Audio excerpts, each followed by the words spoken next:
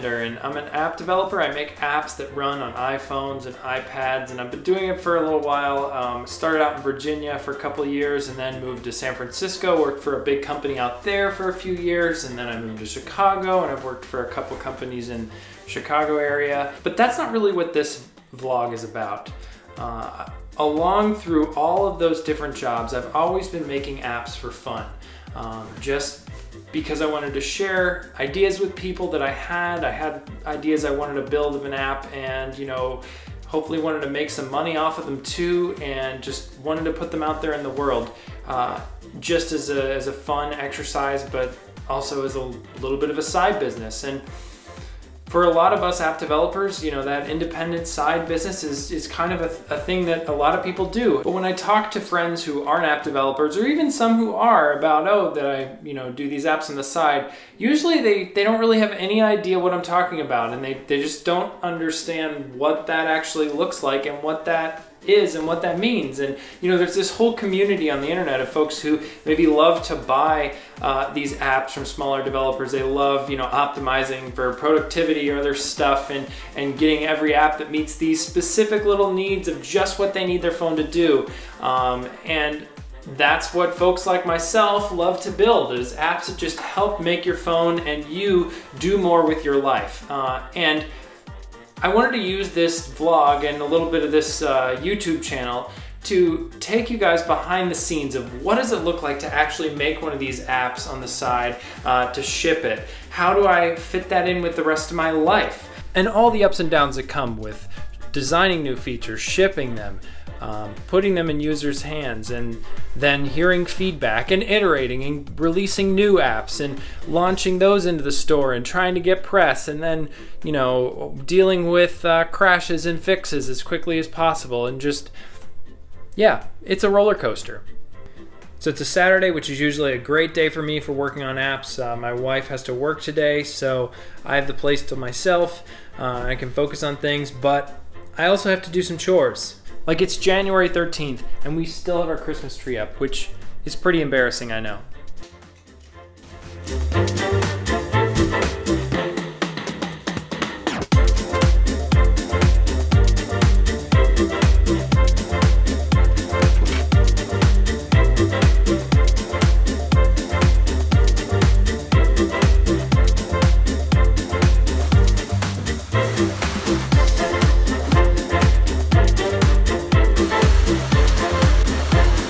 It's okay, cats. The vacuuming's done. You can come back out now.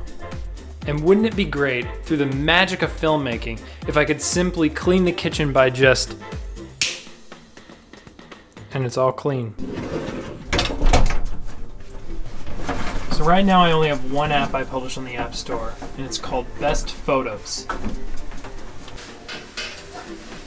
If you're like me, when you're shooting pictures with your iPhone, you take a bunch to make sure you get the right shot, but then you're left with a ton of similar photos on your camera roll that you have to go through later and delete. That takes a lot of time in the Photos app. And so Best Photos borrows a lot of concepts from a lot of other more powerful photo apps on the Mac, say, and brings them to iOS to enable you to quickly go through your photos, find the ones you like, and get rid of the ones you don't. So then on Wednesday morning of last week, I woke up with a text from my friend Casey letting me know that David Sparks had written about Best Photos on his blog. He had said that he'd stopped using a different app called Flick for managing his photos and had started using Best Photos. So if you're not familiar with who Mac Sparky David Sparks is, he runs a blog called MacSparky.com. He kind of goes by that nickname around the internet. And he also is on a very well-known podcast called the Mac Power Users. I had the opportunity to go to the Mac Power Users Chicago meetup last year and meet David and Katie in person. That was super fun. And I emailed David about my app when I launched it back in April of 2016. We had a little bit of a talk then about it, but hadn't heard much. And then all of a sudden, last week on Wednesday, I had that great post from David. But there is one thing that it seemed David would really like to see in Best Photos.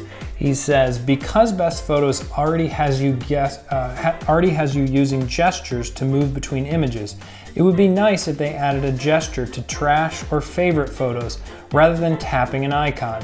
So let's take a look at what exactly David Sparks is talking about. So if I open up the Flick app here, then I can swipe either direction to choose whether I want to trash the item or whether I want to keep it.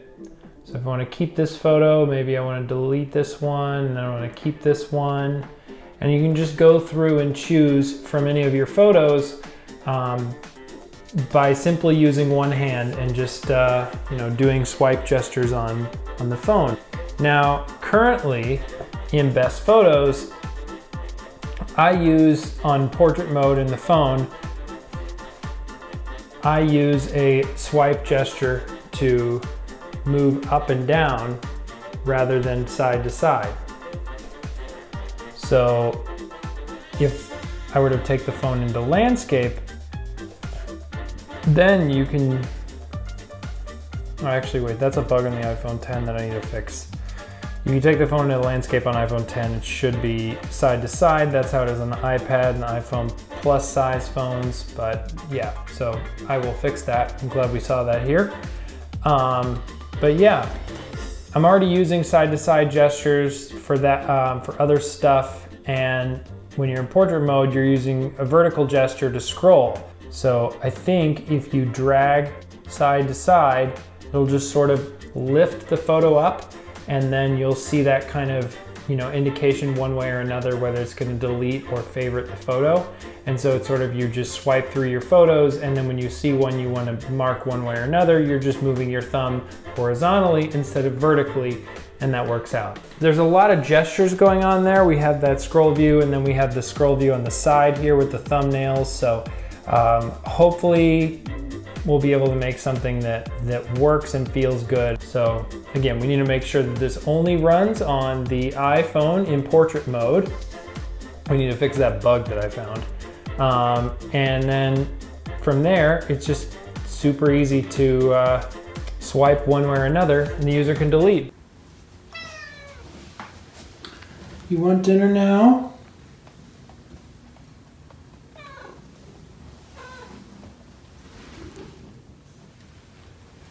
Yeah? Okay.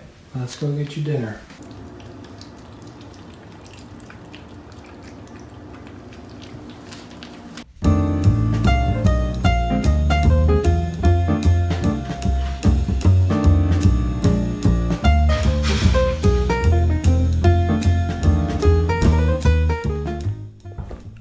That was a good dinner. Nothing beats frozen pizza. But now that that's done, it's time to get to coding. Now, I don't really intend for these kind of demos to be something that's like programmer tips and this is for programmers only, and you really would find it so boring if you're not a programmer. I'm not going to be focusing on the code.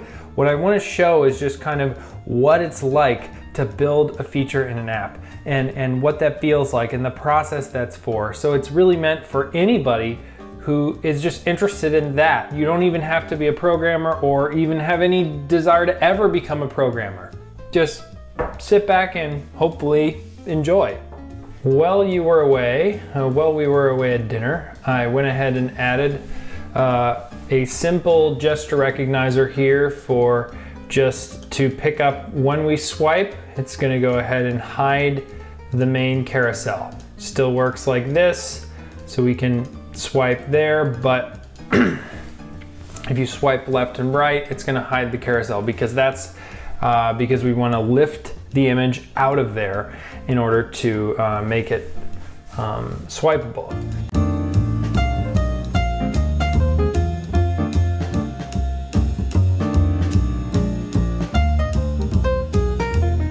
Hey, look at that. Okay, probably some cleanup needed on that animation, but it's at least something for now. So obviously, we're not going to ship it with this blue color here. So now that card thing needs to get the actual image from the carousel. So I need to figure out how that's going to work.